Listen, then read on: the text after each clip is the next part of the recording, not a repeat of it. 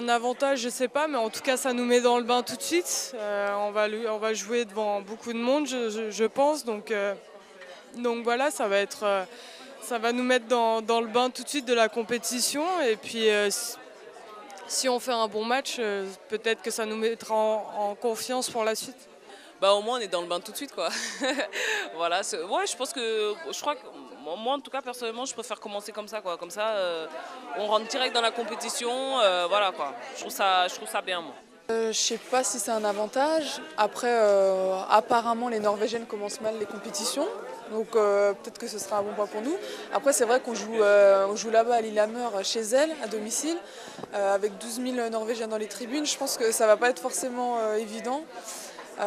Donc non, je pense pas que ce soit forcément une bonne chose. Mais bon, après, on a une grosse poule tout comme au mondial. Donc moi, je pense que c'est quand même bien de commencer direct avec des matchs de haute intensité parce que au moins, on rentre tout de suite dans le vif du sujet. Ouais.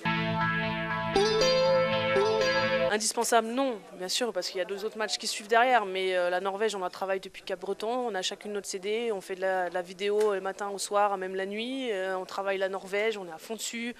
On essaye de voir ce qui à chaque fois.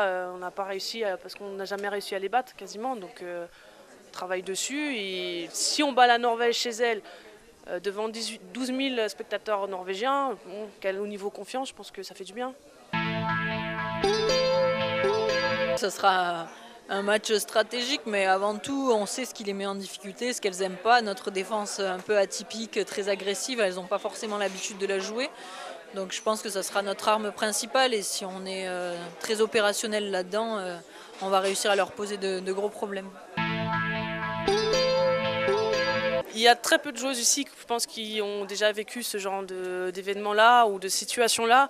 Moi, je sais ce que ça fait de jouer devant 12 000 personnes de l'équipe adverse. Moi, en finale en Croatie, jouer la Hongrie devant 11 000 Hongrois, je vous assure que c'est quelque chose de difficile à gérer. Et, vraiment quelque chose en même temps d'extraordinaire à jouer. Donc moi, je serai là pour apporter un petit peu cette expérience-là aux plus jeunes qui n'ont jamais vécu ce genre d'événement.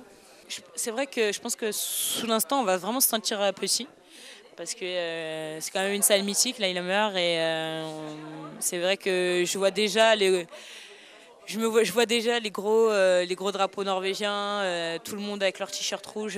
Donc c'est vrai que je pense il va y avoir pas mal d'attentes et d'appréhension par rapport à ça, mais je pense qu'il faut qu'on reste dans notre bulle et qu'on se prépare sur nous-mêmes pour pouvoir, je dirais, faire abstraction de tout ça. Ouais, je pense que le contexte, même si ça va être très impressionnant de jouer devant, je sais pas, 12 000 personnes, je crois, qui rentrent dans cette salle, il me semble. C'est sûr que ça va être quelque chose d'impressionnant, mais je pense que la pression, elle sera sûrement encore plus pour les Norvégiennes, dans la mesure où elles joueront devant leur public. On va dire que dans ce match-là, je n'ai pas encore regardé si on pouvait déjà parier sur... De toute manière, on n'a pas le droit, mais je pense quand même qu'on sera outsider sur ce match-là. En Norvège, sur le premier match, elles sont sûrement données favoris. Et je pense que ça ne va pas être évident à gérer pour elles non plus. Donc, quelque part, il faut qu'on donne tout, mais on n'a pas de complexe à faire. On les a déjà battues. Il va falloir qu'on soit très très bonne ce jour-là pour espérer gagner, mais c'est pas impossible.